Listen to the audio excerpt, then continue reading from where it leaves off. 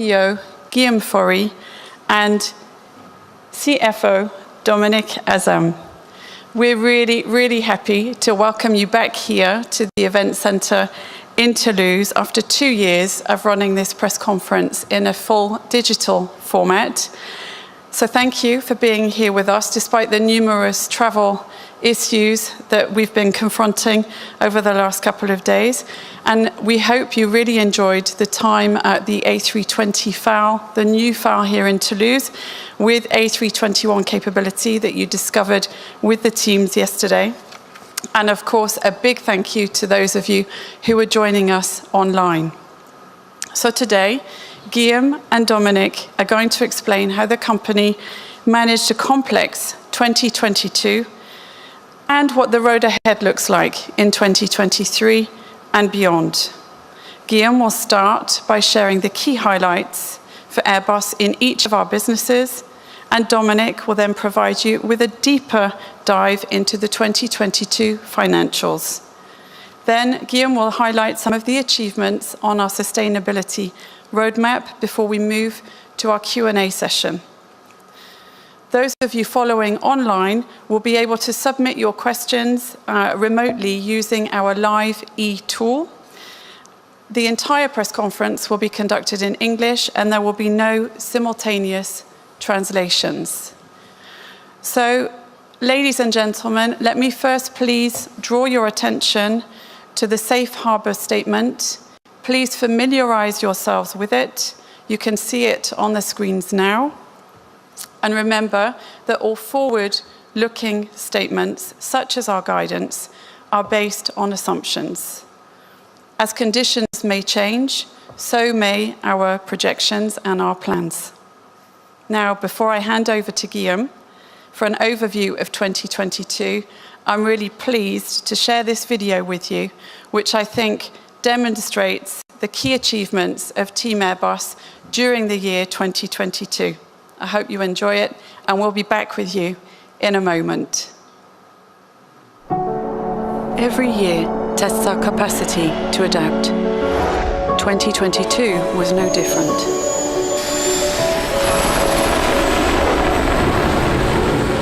Together, Team Airbus strive to deliver for our customers, always with safety and quality at heart.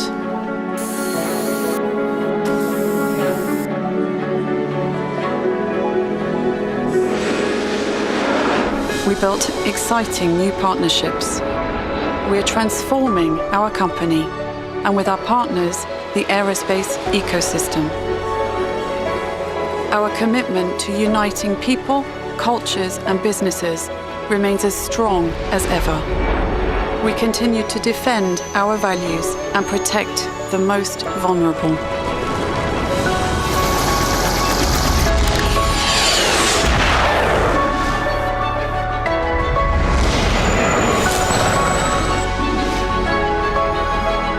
And everyone at Airbus is playing their part in accelerating our journey towards sustainable aerospace.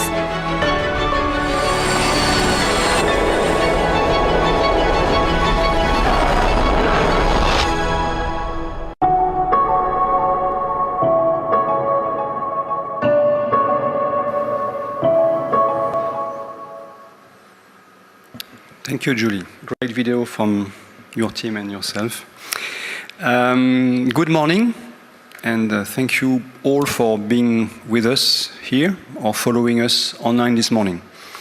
Given that you've already had time to go through the press release and follow the analyst call, I'm sure most of you are already familiar with the figures and highlights of our full year disclosure. So I'll try to keep my opening remarks relatively short to leave time for your questions. I'm sure you have plenty. 2022 was indeed a complex year. We faced an adverse operating environment and many disruptions. Almost 1 year ago to the day, Russia invaded Ukraine.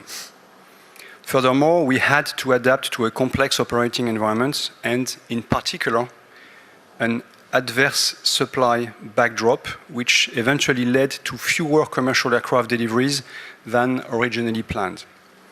This means it will take us 2 years to achieve what we had planned to do in 1, and this is reflected in our guidance, which I'll discuss later. Still, Team Airbus delivered a good set of financials, and we're able to propose a higher dividend payment than last year, with 1.8 euro a share for 2022. Dominic will take you through the financial performance in a moment. Almost 2 months into 2023, we continue to see complexity and volatility persisting. Risks of further disruptions remain, albeit at a lower level than last year. In that context, we will be laser-focused on ramping up commercial aircraft production and continuing to work on our long-term strategic priorities. But before I go there, let's start with an overview of the 2022 highlights across our businesses. Let's begin with our key 2022 achievements in the commercial aircraft area. We delivered 661 aircraft in 2022, even though it was around 8% up on the 2021 deliveries. This is only about half the increase we had initially planned, so this is obviously frustrating. On the booking side, we won 1,078 gross orders. This included 24 additional orders for our new A350 freighter.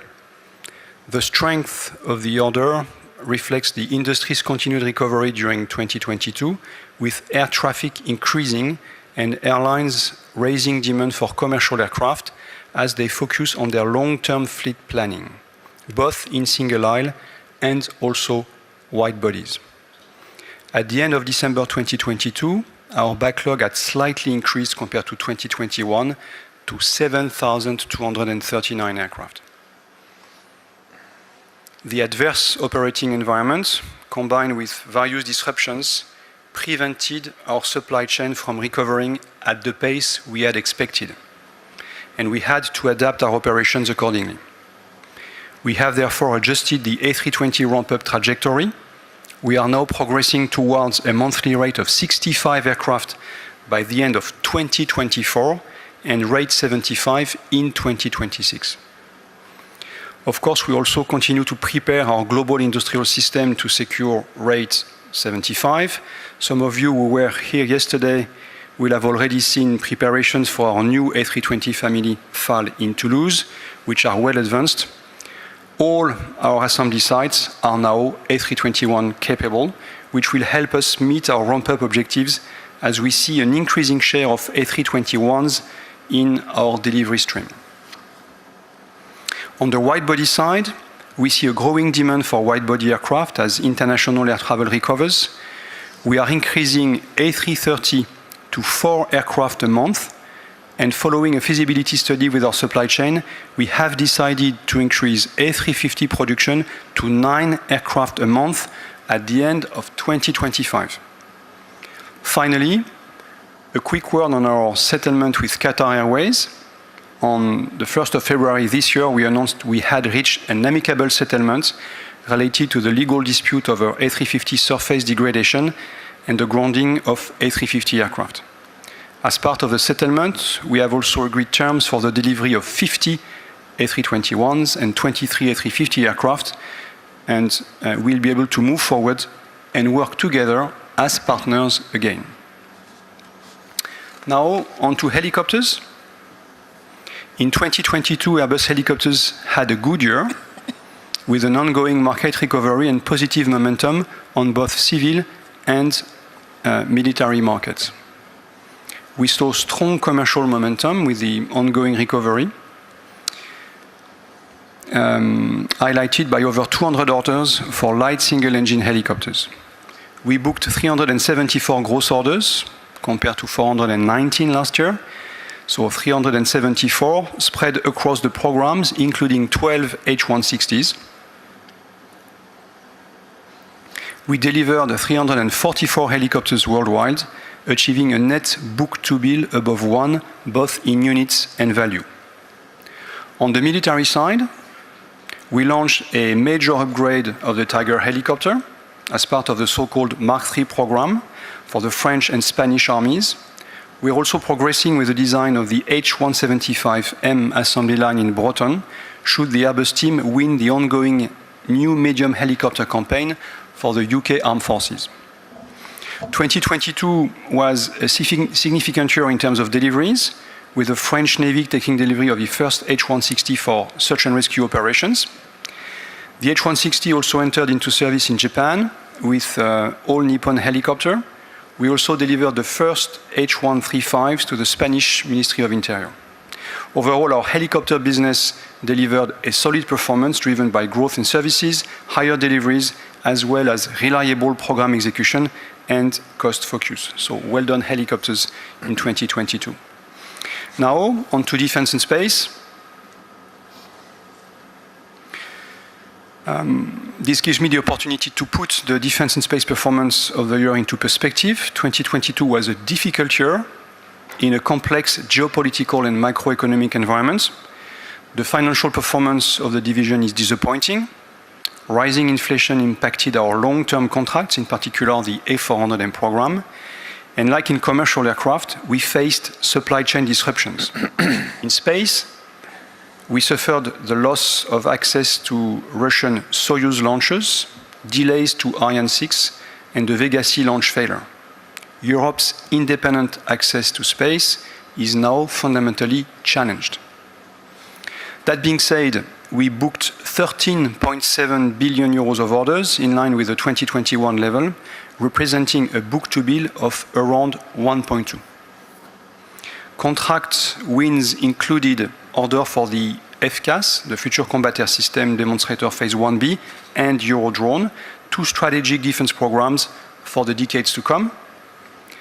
Included an order for 20 Eurofighters for the Spanish Air Force and the renewal of two contracts for the in-service support of the Spanish fleet, and a contract to provide two high-performance optical Earth observation satellites to Poland.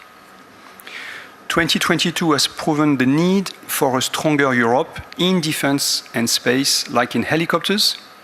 Our solutions enable governments to maintain the peace, stability, and security which our societies have become used to and which are absolute prerequisites if we want to face our long-term challenges. There is no sustainability without security. At Airbus, we are honored to work on projects which are of critical importance for Europe's strategic autonomy. I mentioned space as an area of concern for Europe currently, but I cannot go through our 2022 highlights without mentioning the historic flight of NASA's Orion spacecraft to the moon and back, which took place late last year. This success, made possible by the Airbus-built ESM, the European Service Module, has been an immense source of pride for all Airbus teams involved. It is, in my view, a clear example of our determination to play a pioneering role in aerospace. We are all very much looking forward to the first crewed flight around the moon, which is currently planned for 2024. But now, back to Earth, if I may say. And just before handing over to Dominique for the financials, let me mention that the 3-year probation period under the terms of the Deferred Prosecution Agreements, the DPAs, with the French Parquet National Financier, the UK SFO, Serious Fraud Office, and the US Department of Justice, ended on 31st of January this year.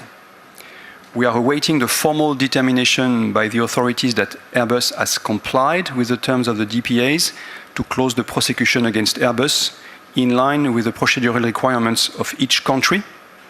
Airbus will continue to meet its obligation under the consent agreement that is extended until October 2023, as mutually agreed with the US Department of State. Over the past year, we have implemented a strong company-wide culture and governance with respect to ethics and compliance, which we will maintain and continue to develop going forward. Compliance is one of the 5 pillars of Airbus and will remain so.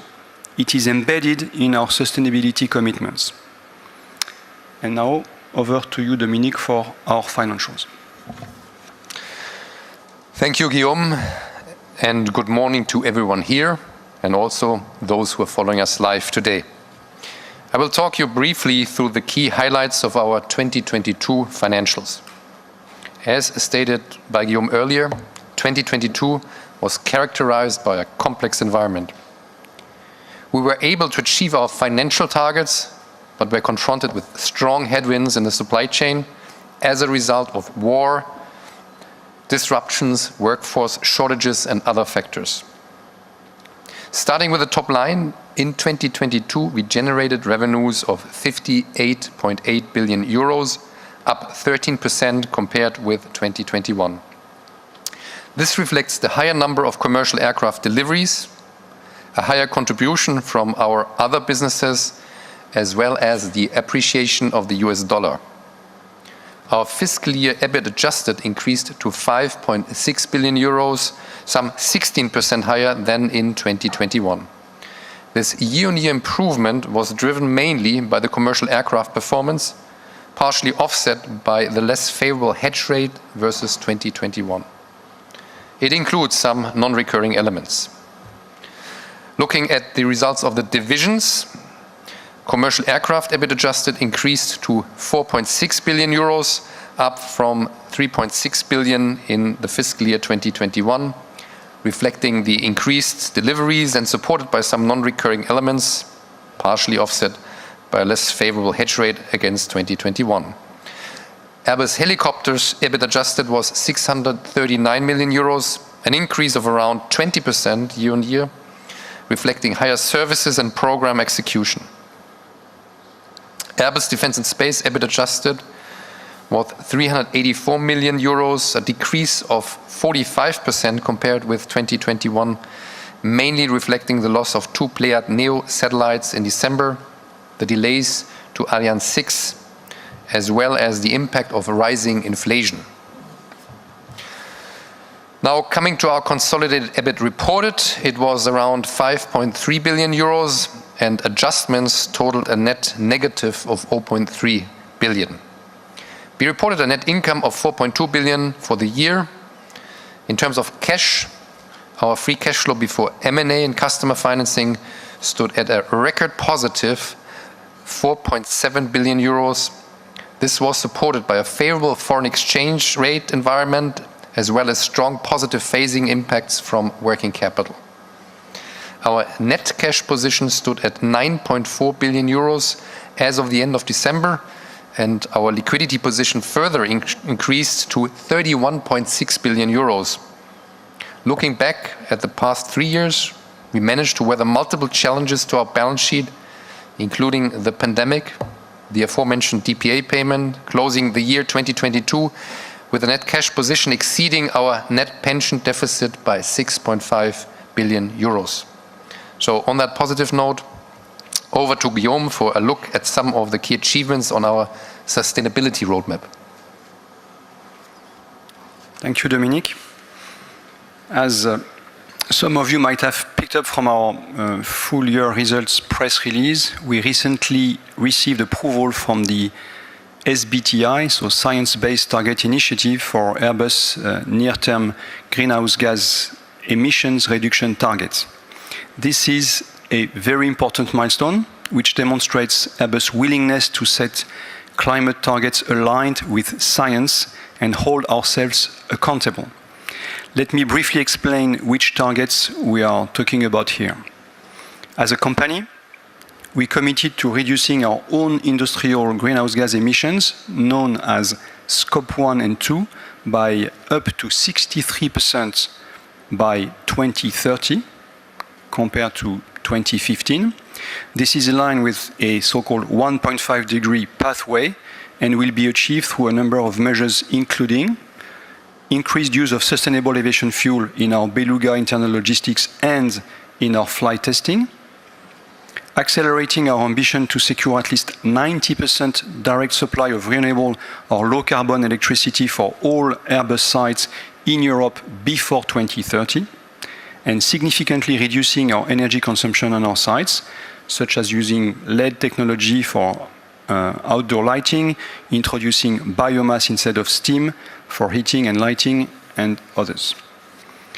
We are also committed to reducing our Scope 3 by 46% greenhouse gas emissions intensity, again compared to 2015, emissions generated by our in-service commercial aircraft, and this is by 2035.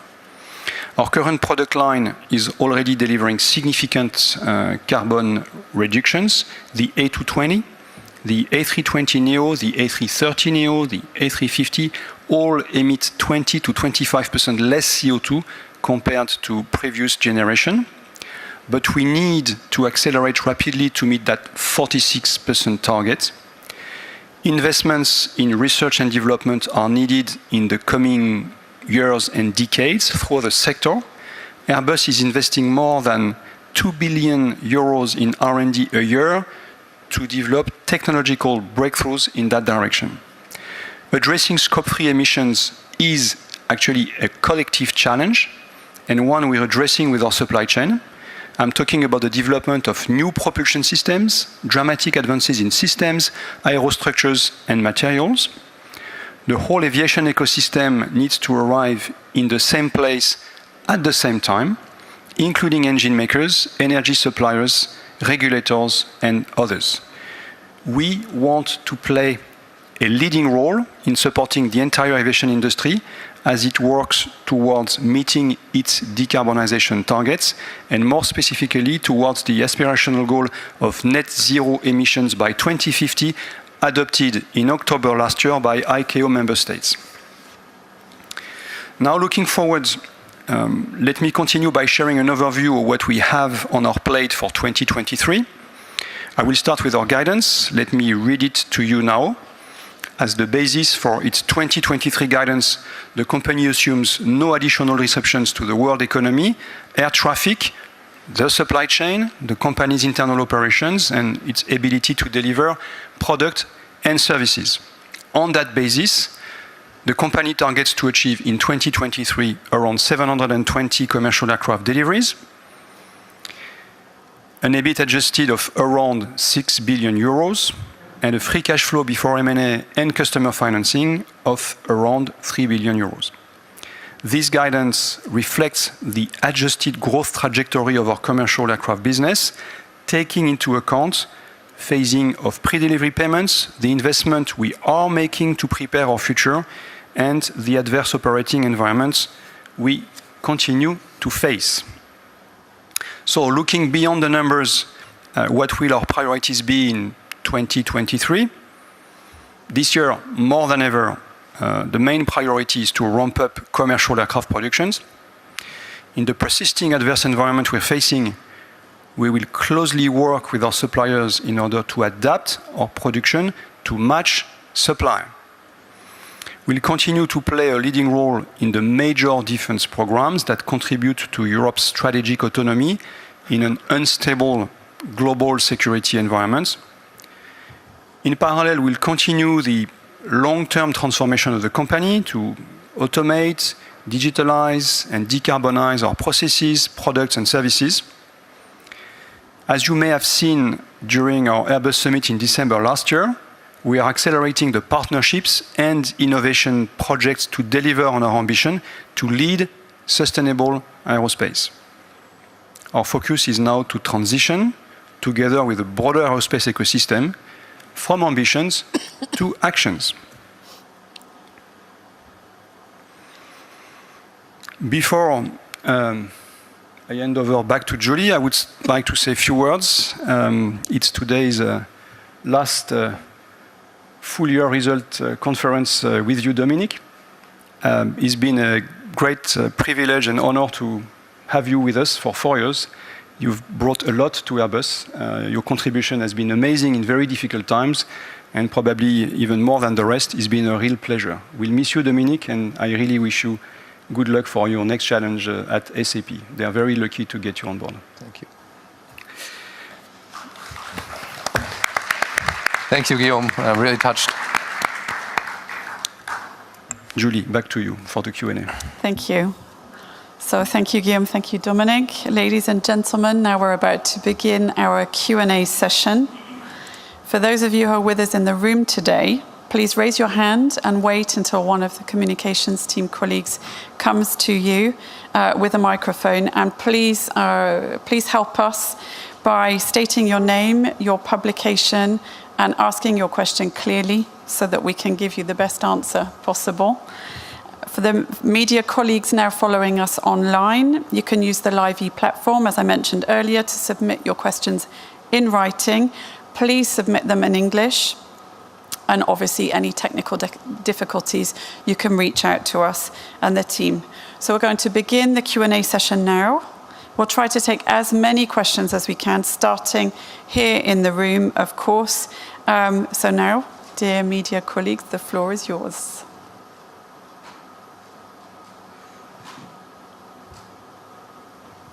Hi, Guillaume. Sid from Bloomberg. A couple of questions. One was on free cash flow. Dominic, probably for you. You talked about sort of lower free cash flow next year. Is the supply ramp up sort of increasing working capital requirements? And how much of that will actually go to suppliers? And will you need to support your suppliers, especially with rising energy costs and inflation? Second, on the Qatar A350 compensation, will it reflect in the 2023 results? And how will it sort of reflect? Will it be sort of, how will you account for it? On your wide-body ramp-up plans, you talked about ramping up production of the A350 and the A330neo. Recently, we've seen comments reported by the Rolls-Royce CEO talking about Rolls-Royce being a burning platform. Are you concerned that your suppliers may not be willing to commit as much capital to this expansion? And in terms of supplies from Russia, are you continuing to source titanium and aluminium from Russia? So it's quite a few questions. Next time we may well limit them in number. Thanks, Sid. Okay, Dominic, would you like to start? Maybe starting on the free cash flow. If you look at 2022, a year ago we said that we will probably generate 1.2 billion less than what we actually achieved. So we have been positively surprised by strong cash flows, and topics like pre-delivery payment were coming in more strongly than anticipated. There's also a timing issue on certain payments, so it was a very, very strong outperformance. And 2023 is a little bit of a flip side of that. And certainly the rephasing of the deliveries doesn't help. So these are really the major items that will explain the lower number in 2023. But I also want to reiterate that what we said on the capital markets, that over a 5-year planning horizon from 22 through 2026, we are deeply committed to a cash conversion of 1. On Qatar, we didn't need to take any incremental bookings on the settlement. Everything is digested in the P&L in 2022. I take the wide body. Yeah. So we need all partners and suppliers with us for the ramp up, including on the wide bodies. We took time in 2022 to assess the supply chain capability. Indeed, there's a lot of expectations on Rolls-Royce, and we are very close to them. They're very close to us as well. They will be focusing on their operations this year, as they did last year. And we count on them to come with us for the ramp-up, and that's what they have committed to. Titanium Russia, no change. We continue to diversify. It takes time to get there, and it will still take some time to be fully independent from the Russian sources.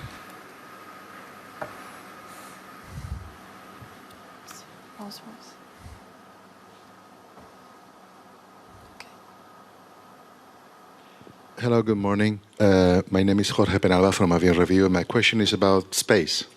And the question is for Guillaume Faury. You said, and it's true, that Europe has lost almost all capacity to access to the space due to the Ariane delay and the Vega C disaster. So what is Airbus planning to do? What's going to do about it?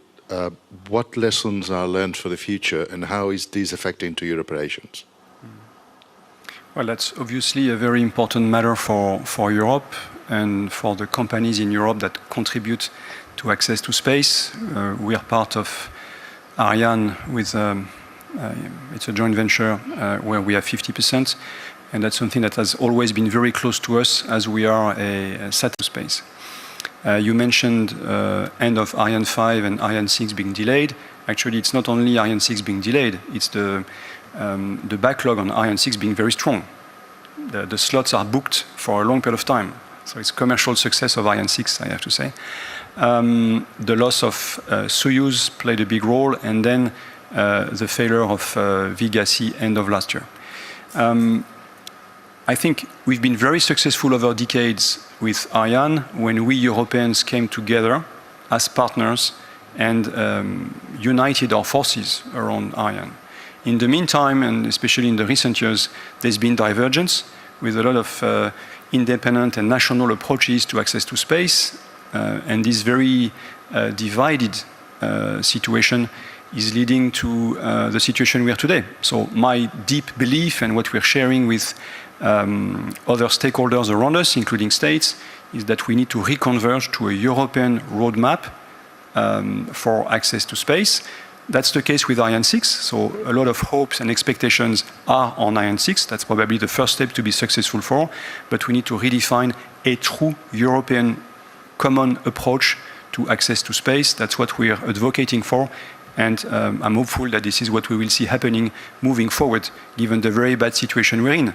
How to turn that crisis into something positive and an opportunity means having Europeans coming together again, as it was the case when we've been successful before.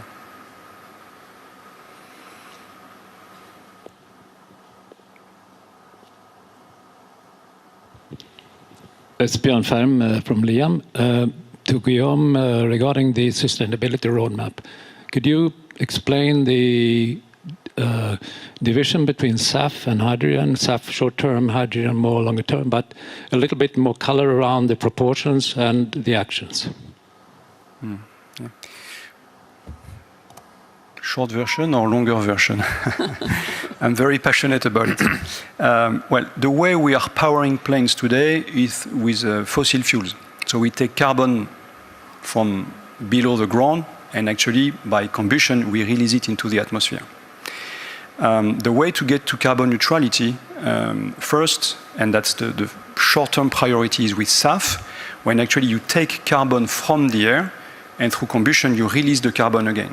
And that's neutral. Okay? And there are many different ways to capture carbon in the air: natural ways, biomass, or synthetic ways of capturing the carbon. That's the solution for the short term, and probably also for the quite mid-term and long-term on wide bodies. So SAF is absolutely essential to the success of decarbonization and going to carbon neutral by 2050 for aviation. Still, the use of SAF is releasing carbon into the atmosphere. We've looked at ways to not put any gram of carbon in the air, and there are not many of them. And we have selected hydrogen as the long-term way of not putting carbon in the air. That's why we're working big time on hydrogen. Entry into service of the plane by 2035 means that by 2050, there will be just a small share of the decarbonization that will come from hydrogen. So from that perspective, SAF and hydrogen are not competing with each other, but we strongly believe that hydrogen is the long-term solution to decarbonization. Even more because it's compatible with what the rest of society is doing. Hydrogen is a way to store and to use energy. It's a way to store energy sources that are intermittent, like solar, like wind, like others. So that really will play a big role, in my perspective, in our perspective, on the long term. So SAF and hydrogen, not SAF or hydrogen. And if we want to go a step further, hydrogen is also a very important source for the SAF on the long term when we go for e-fuels, for artificial synthetic fuels. So there's a lot of interdependencies of the two businesses, not speaking about capture of carbon. So we believe that roadmap is the one that really makes sense on the short term, urgency on the SAF, and on the long term, a way to be completely decarbonized on the long term for the generations to come. And as we see ourselves as pioneers, we want to be at the forefront of SAF and hydrogen, even if it's more long term. That was a bit the long version. Sorry for that. That's good. Thank you. Hello, Richard Schuurman, Air Insight Luchtvaartnieuws. I have two topics. First, supply chain. Is there a difference in the way you ramp up the supply chain and the production rates for the narrow body and the wide bodies? And are there lessons you can learn from ramping up the narrow bodies to the wide bodies? And the second is the Inflation Reduction Act and what is going on that in Europe. How is that affecting Airbus or benefiting Airbus? What impact does it have on your operations?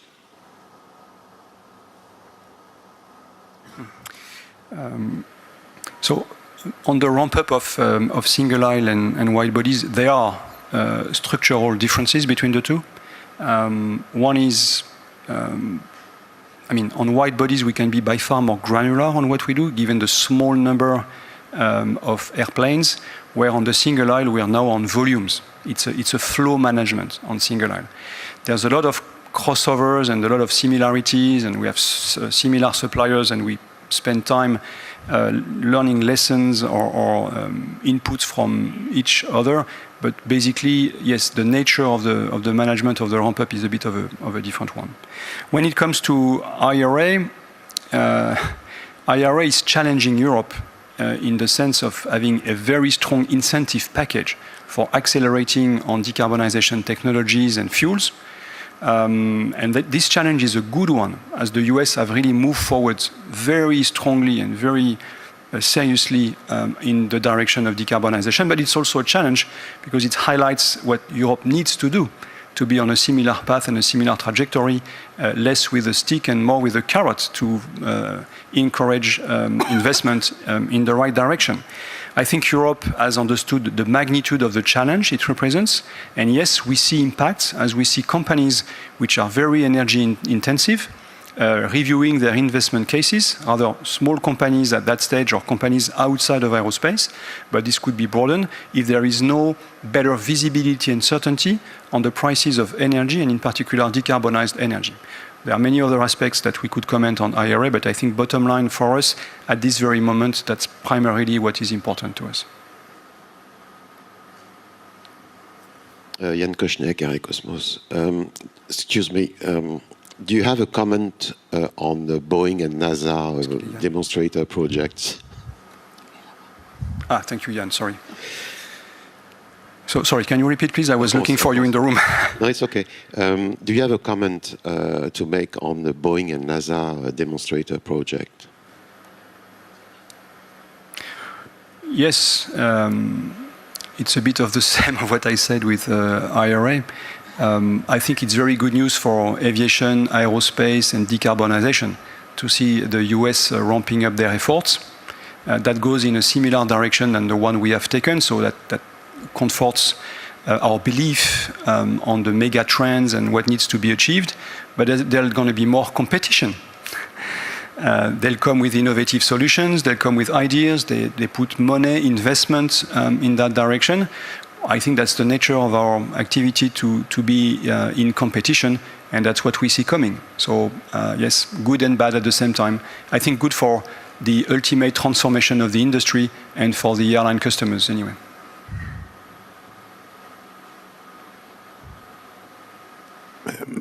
Hello, Bruno Trevidic, Les Echos. Guillaume, could you give us some more explanation about your interest for a minority share in Evidian? What is it for? At Airbus, we come from a history of pioneering different sectors of aviation, space, defense, with very good technologies in the frame of aerostructures, wings, flight characteristics, good platforms for satellites. Over the years, we've been able to grow and be more competitive going into systems. And today we are system designers and manufacturers. Moving forward, the world in our businesses, be it commercial aviation, defense, space, helicopters, will be very much enabled by data, big data, connectivity, cloud-based solutions, connected objects in a cyber-secured environment, a lot of simulation and data and high power computing to use the models we are developing. So there's a lot of complementarity and synergies with what Evidion is doing. And therefore, we are looking at growing our relationship, having a strategic partnership moving forward with Evidion, and also making a financial investment that makes sense. Would it make sense?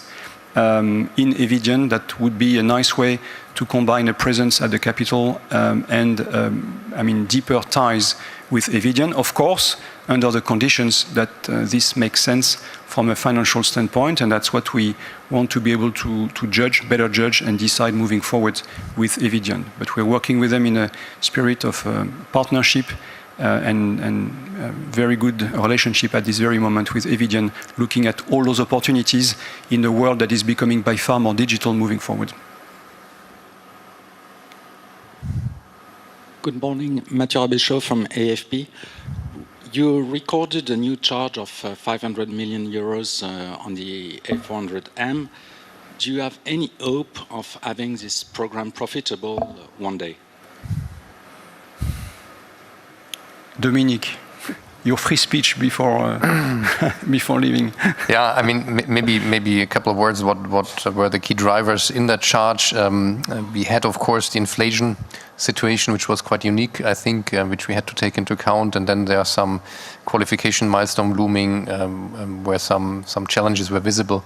But of course, there's always not only the hope, but tremendous effort to come to that position. And absent any disasters, that's still the plan, of course. Okay, so we're going to switch to a few online questions now. We have the first one from Véronique Guillemard from Le Figaro. How do you plan to ensure delivery slots for your customers and win new orders for A320s and A321s when the order book represents almost 11 years of production? And Airbus seems to lack reasonable delivery slots to deliver to a fast deadline. Can you specify what will be the contribution of each FAL A321 and A320neo to the increase in production rate? So what we see happening in the market today is the need to transition from previous technologies to the new ones. All airlines are under the pressure of reducing their cost, of reducing the fuel burn, of reducing the carbon emissions, and therefore the new technologies, as I explained in my introduction, are absolutely key for this. On top, these new technologies enable the use of more expensive SAF and are absolutely essential for the ramp-up of the use of SAF for airlines. The lifetime of a plane is roughly 25 years, more or less. We have slots available for the A320 family now in 2029, so that's just a fraction of the lifetime of a plane, and we see all airlines working on their long-term planning. And we will see airlines placing orders, and we've seen it already, for the next decade, as they need to plan to secure access to slots in an industry where the demand is clearly stronger than the supply. I think the other part of the answer is it's absolutely essential to be successful in our ramp-up and going to rate 75, but also deciding to go to rate 75 was a way to better serve that demand and not be too far away in the slots we would be offering.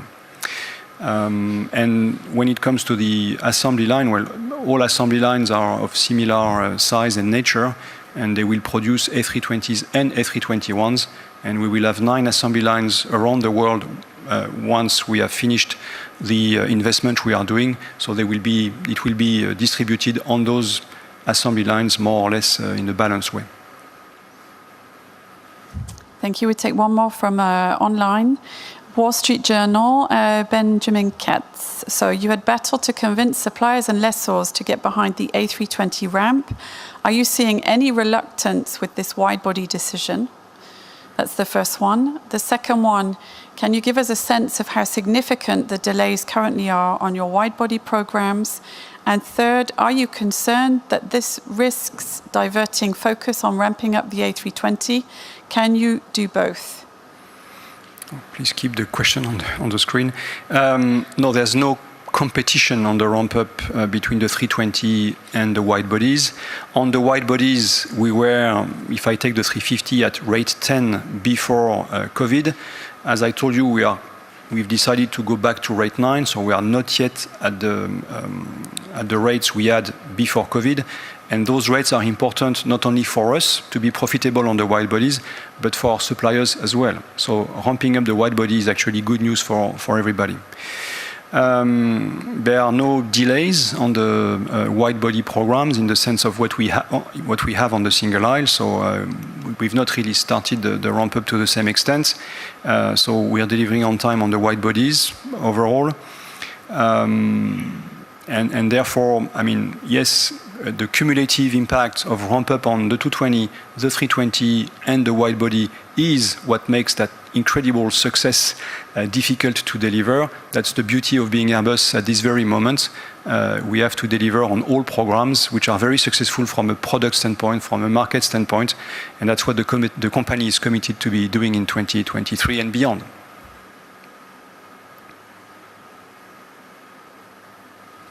Morning, Jens Flotter, Aviation Week. 2 questions, please. Here. Thank you.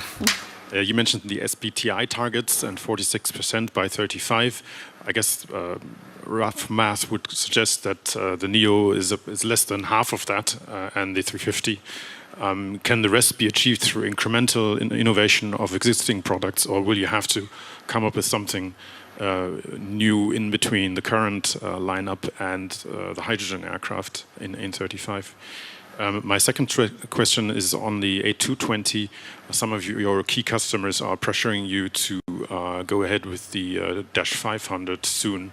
Can you just tell me what your position is again, and whether your what the kind of key design features could be?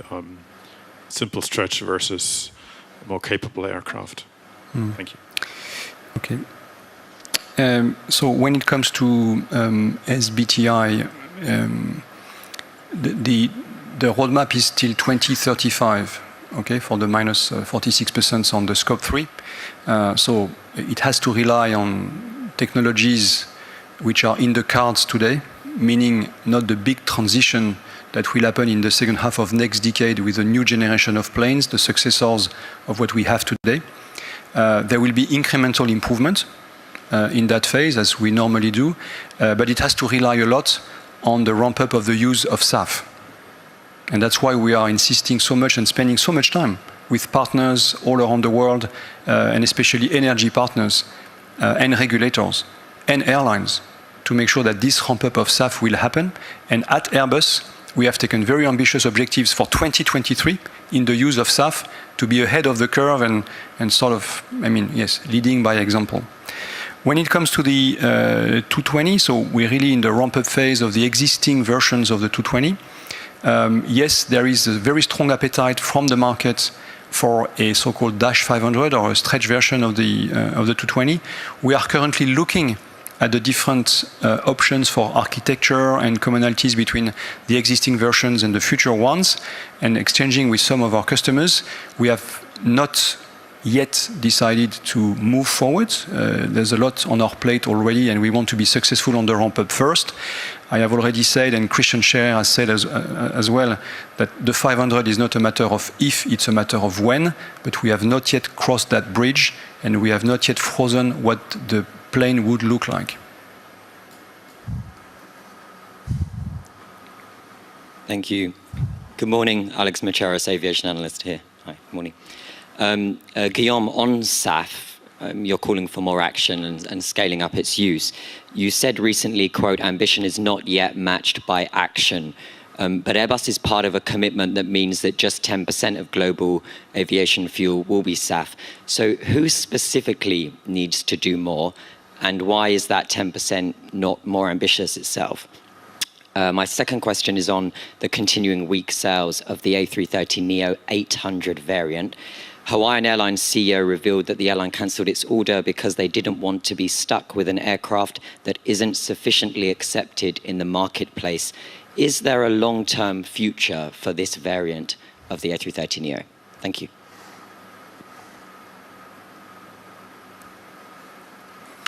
Thank you. So the 10% SAF objective needs to be achieved by 2030 by the industry to be consistent with the trajectory for carbon neutrality by 2050.